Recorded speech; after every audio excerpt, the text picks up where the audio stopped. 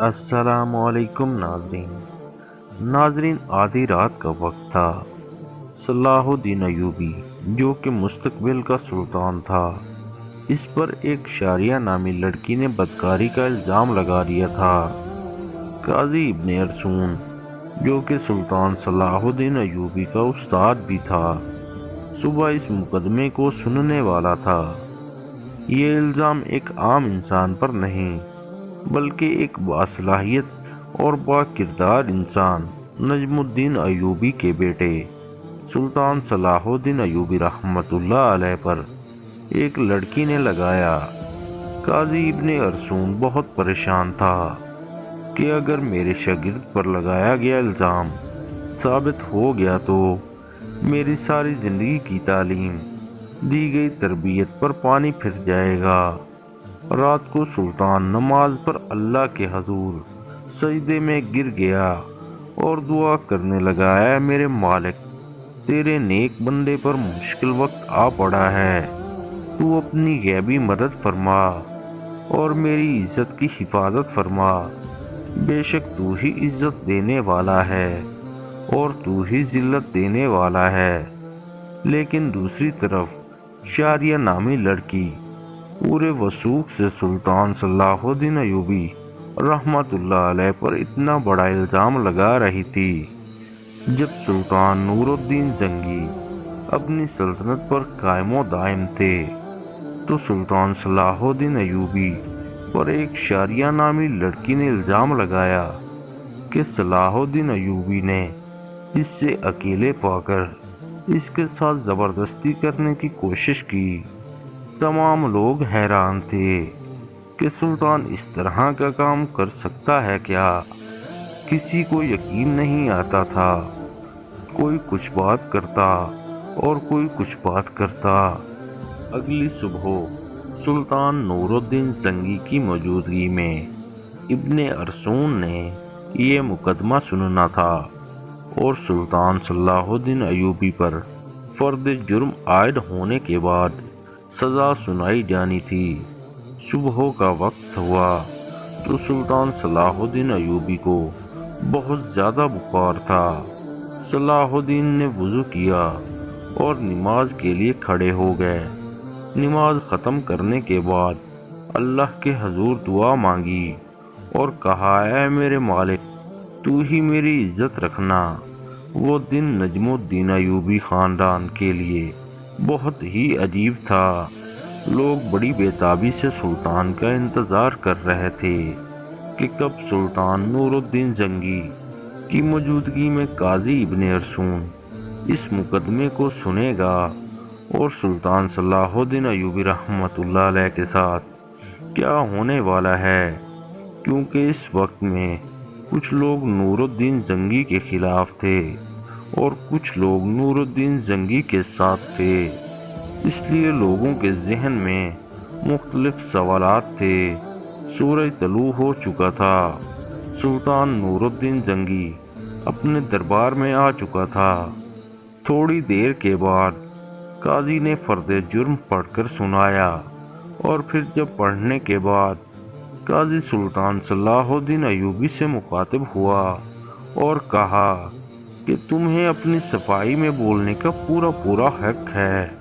قاضی کی بات ختم ہوتے ہی سلطان صلاح الدین ایوبی رحمۃ اللہ علیہ نے قاضی سے مخاطب ہوتے ہوئے کہا، قاضی صاحب، جس لڑکی کو میں نے کبھی نہیں دیکھا، اس کے ساتھ کچھ برا کرنے کے بارے میں کیسے سوچ سکتا ہوں؟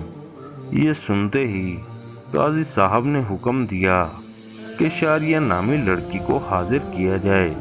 جب وہ لڑکی دربار میں حاضر ہوئی تو لوگوں کی حیرت کی انتہا نہ رہی، کیونکہ اس لڑکی کا سارا جسم ڈھکا ہوا تھا اور صرف آنکھیں وہ بھی بڑی مشکل سے دکھائی دے رہی تھیں۔ سلطان صلاح الدین ایوبی رحمۃ اللہ علیہ سمجھ نہیں پا رہا تھا کہ جس لڑکی کو میں نے دیکھا تک نہیں اور وہ مجھ پر اتنا بڑا الزام کیوں لگا رہی ہے، مجھ سے آخر ایسی کون سی غلطی سرزد ہوئی جو اس لڑکی نے مجھ پر اتنا بڑا الزام لگا دیا۔ قاضی ابن ارسون شاریہ نامی لڑکی سے مخاطب ہوا اور کہا، بتاؤ سلطان صلاح الدین ایوبی رحمت اللہ علیہ نے تمہارے ساتھ کیا کیا؟ تو اس لڑکی نے کہا کہ میں اپنا بیان پہلے دے چکی ہوں، مزید ایسی باتیں کر کے میں اپنی مزید عزت رسوا نہیں کروا سکتی۔ بخار بہت زیادہ ہونے کی وجہ سے سلطان صلاح الدین ایوبی رحمت اللہ علیہ کا چہرہ زرد ہو رہا تھا اور آپ کانپ رہے تھے۔ جب ان کو دیکھ کر یوں لگ رہا تھا کہ سلطان صلاح الدین ایوبی رحمت اللہ علیہ قصوروار ہیں، سلطان نور الدین زنگی بڑے غور سے یہ سارا منظر دیکھ رہا تھا۔ دربار میں سناٹا چھایا ہوا تھا، لوگ بڑے غور سے صلاح الدین ایوبی اور اس لڑکی کی باتوں کو سن رہے تھے۔ سلطان صلاح الدین ایوبی رحمت اللہ علیہ نے اس لڑکی سے کہا کہ کیا تمہیں اپنے رب سے ڈر نہیں لگتا کہ تم ایک باصول انسان پر اتنا بڑا الزام لگا رہی ہو؟ لوگ سمجھ رہے تھے کہ سلطان نور الدین زنگی کا بھتیجا ہونے کی وجہ سے سلطان صلاح الدین ایوبی اگر مجرم قرار دے دیا گیا تو سزا سے بچ جائے گا۔ سلطان صلاح الدین ایوبی نے قاضی سے کہا کہ جب ہم کسی بھی مسئلے کا حل نہیں نکال پاتے تو ہم پھر اللہ کی طرف رجوع کرتے ہیں، اور میں بھی اس لڑکی کو کہتا ہوں کہ اللہ کو حاضر ناظر جان کر، اللہ کی قسم کھا کر یہ کہتے کہ اس کا الزام سچا ہے تو میں وہ بھی گناہ قبول کر لوں گا جو مجھ سے سرزد بھی نہیں ہوا۔ یہ سنتے ہی وہ لڑکی صلاح الدین ایوبی رحمت اللہ علیہ کو بغور دیکھنے لگی۔ تھوڑی دیر بعد وہ لڑکی چیخ چیخ کر رونے لگی اور کہا، سلطان صلاح الدین ایوبی بالکل بے قصور ہے، سارا گناہ میرا ہے۔ یہ سن کر سارا مجمع حیران رہ گیا اور اس لڑکی کے چند الفاظ نے مقدمہ کو الٹ کر دیا۔ اتنے میں سلطان نور الدین زنگی دہشت سے اپنی کرسی سے اٹھا اور اس لڑکی کو کہا کہ کیا تمہیں پتہ ہے کہ اس الزام سے تمہیں کتنی بڑی سزا مل سکتی ہے؟ تو اس نے کہا، مجھے معلوم ہے کہ اس کی مجھے کتنی بڑی سزا ملے گی۔ اس کے بعد قاضی نے اسے کہا کہ پھر ایسی کیا وجہ تھی کہ تم نے سلطان صلاح الدین ایوبی رحمت اللہ علیہ پر الزام لگایا؟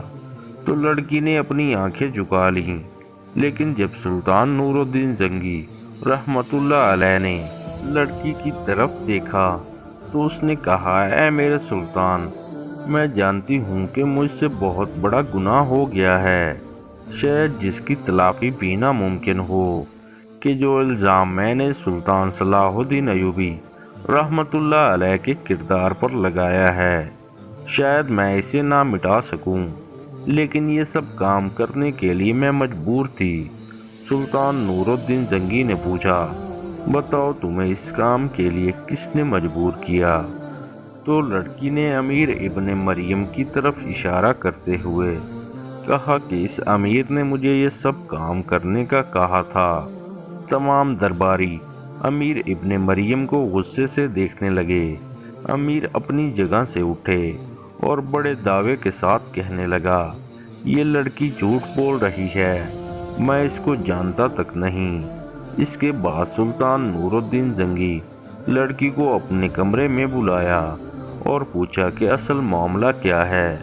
لڑکی نے کہا کہ ایک جنگل میں میرے ماں باپ مارے گئے تھے، میں اس ظالم امیر کے ہاتھ لگ گئی تھی جو مجھ پر بے انتہا ظلم کرتا تھا اور مجھے مارتا تھا، اور اس کے بعد لڑکی نے اپنے جسم پر کوڑوں کے نشان بھی دکھائے اور سب کے سامنے امیر کو بے نقاب کر دیا۔ یہ سارا معاملہ دیکھ کر سلطان نور الدین زنگی نے اگلے دن سب لوگوں کو ایک جگہ پر اکٹھا ہونے کی دعوت دی کہ امیر ابن مریم کی سزا لوگوں کے سامنے ہوگی۔ اس لیے لوگ بڑی بڑی دور سے امیر کی سزا دیکھنے کے لیے آئے۔ امیر کو میدان میں لایا گیا تو وہ سخت زنجیروں میں جکڑا ہوا تھا۔ لوگ اس کو ملامت کی نظروں سے دیکھ رہے تھے۔ شریعت کے مطابق اسے 70 کوڑے مارے گئے اور اس کے بعد سلطان نور الدین زنگی نے اس کی تمام جائیداد ضبط کر لی اور اس کی تمام جائیداد سلطان صلاح الدین ایوبی رحمت اللہ علیہ کو دینے کی دعوت دی، لیکن سلطان صلاح الدین ایوبی اور رحمت اللہ علیہ نے یہ کہتے ہوئے ٹھکرا دیا کہ میں کسی فریبی انسان کا مال اپنے اوپر الزام لگوا کر نہیں لے سکتا، اور اسی طرح سلطان صلاح الدین ایوبی رحمت اللہ علیہ کی اللہ تعالیٰ نے غیبی مدد کی اور اس کے وجود پر لگائے گئے بدکاری کے داغ کو دودھ کی طرح بدل دیا۔ بے شک اللہ اپنے بندوں کی مدد فرماتا ہے۔ جو انسان گناہ بدکاری زنا سے بچتا ہے اللہ تعالیٰ اس کی مدد فرماتا ہے۔